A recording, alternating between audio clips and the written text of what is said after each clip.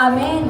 Sino ang naniniwala na sa oras na ito, tatanggapin na niya ang kanyang hinihiling? Amen. Kaya tatanggapin na natin ito sa pangalan ni Jesus. Amen. Kung ano, ibibigay din natin yung the best nating pag-indak, the best nating pagpupuri sa ating Diyos. Amen. Sapagkat buhay ang